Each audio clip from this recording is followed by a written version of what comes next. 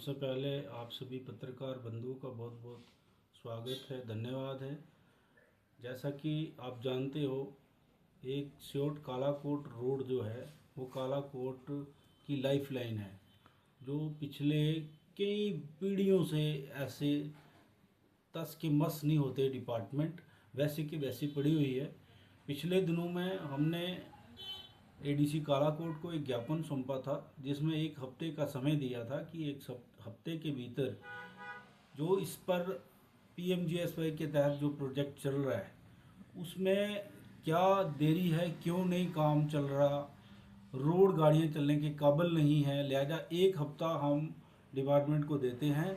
यदि एक हफ्ते के भीतर इसमें कोई कार्रवाई ना की गई, काम स्टार्ट ना हुआ, तो हम लोग 13 तारीख को सुबह 9 बजे प्रदर्शन करेंगे।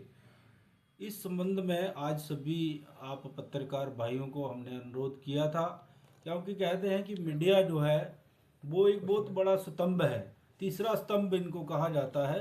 गवर्नमेंट के बीच में और पब्लिक के बीच में आप मीडिएटर बनकर काम करते हो, इसलिए आपके माध्यम से एक बार फिर प्रशासन से ये गुहार लगाएंगे कि देखिए, आज जिस तरह से एडीसी साहब सुबह उस रोड पर विजिट करने गए, वहाँ उन्होंने उस हालत को देखा तो वो कहने लगे तौबा तौबा तौबा, मैं तो ज़िंदगी में पहली बार ऐसी सड़क देखी है, ये कैसे चलती हैं गाड़ियाँ। मैंने कहा ये हमारी पीढ़ियाँ गुजर गई हैं ऐसी रोड, और जब भी हमने इसके खड्डे भरवाए हैं तब हमने प्रोटेस्ट ही करा है, तब जाके खड्डे भरे हैं। यहाँ कोई वाली बारिश नहीं है। पहले ये कहते थे कि ये पीडब्ल्यूडी का है, ये सोलकी ब्रिज तक कालाकोट सब डिवीज़न में पड़ता था, उसके आगे वाला पोर्शन श्योर तक सुंदरबनी सब डिवीज़न में पड़ता था, और पहले वो लड़ाई ख़त्म हुई तो अब पीएमजीएसवाई का प्रोजेक्ट हमने कहीं से लड़ झगड़ के माननीय एमपी महोदय से लाया।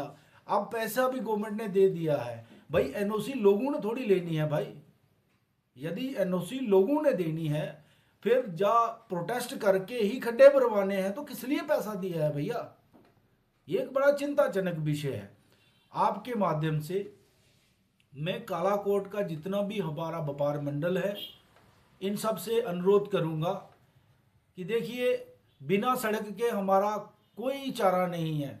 सड़क है तो सब कुछ है, और इस सड़क को हमने मांगते मांगते हमारी 3 पीढ़ियां गुजर गई हैं। 70 साल हो गए इस देश को आज़ाद हुए, सारी सड़कें बन रही लेकिन कालाकोट की नहीं बनी है। एक बार आप भी 13 तारीख को हम सबका सहयोग करें, जो हम सोलकी बंद करने का जो हमने फैसला लिया है। एक दिन के लिए आपसे भी प्रार्थना करूंगा, हाथ जोड़कर प्रार्थना करूंगा कि हम सबका एक सामूहिक कार्य है ये। यदि हम लोग आज भी पार्टी पॉलिटिक्स में बढ़ जाएंगे तो फिर हमारा भला कभी हो ही नहीं सकता। पार्टी पॉलिटिक्स आपको सबको मुबारक है, लेकिन ये कॉमन काज है। इस कॉमन काज के लिए एक दिन के लिए ही आप लोग हमारा सहयोग करें, आप भी बंद करें और वहाँ पर आएँ। और हमारी आपके माध्यम से ये मांग रहेगी कि प्रदर्शन हमारा 13 तारीख को होगा, किसी भी सूरत में होगा। और जब तक हमारे डिप्टी कमिश्नर और जोरी वहाँ पर मौके पर नहीं आते, कंसर्न डिपार्टमेंट का कोई एक्शन वगैरह आज तक, देखिए कितनी बड़ी बात है, एडीसी साहब खुद वहाँ चले गए लेकिन जेई तक कंसर्न डिपार्टमेंट का वहाँ पर उपस्थित नहीं हुआ। ये बड़ा शर्मनाक विषय है। क्या व्यापार मंडल कालाकोट की तरफ से आपको समर्थन देने के लिए कहा गया है? सुबह मैंने माननीय अध्यक्ष जो है कालाकोट व्यापार मंडल के, इनसे मैंने प्रार्थना की थी कि भाई साहब, आपसे हमारी प्रार्थना है, हम सबका सामूहिक कार्य है, इसके लिए आप भी सहयोग करें। 13 तारीख का हमने अल्टीमेटम दिया है। उन्होंने कहा था कि आज शाम को हम लोग डिस्कस करके हम भी आपका समर्थन करेंगे, क्योंकि रोड तो हमें भी चाहिए।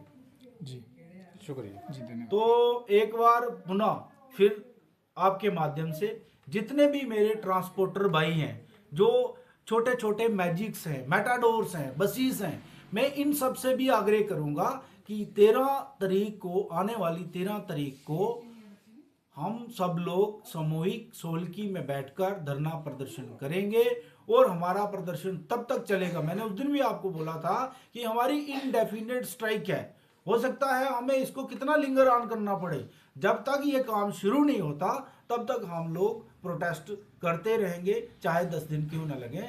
एक बार फिर आप सबका बहुत बहुत धन्यवाद, और आपसे ही प्रार्थना करूंगा कि आप, जब हम आप लोगों को याद करते हैं और आप तुरंत हाजिर हो जाते हैं, एक बार पुनः आप सब पत्रकार बंधु का बहुत बहुत धन्यवाद। जय हिंद, जय भारत।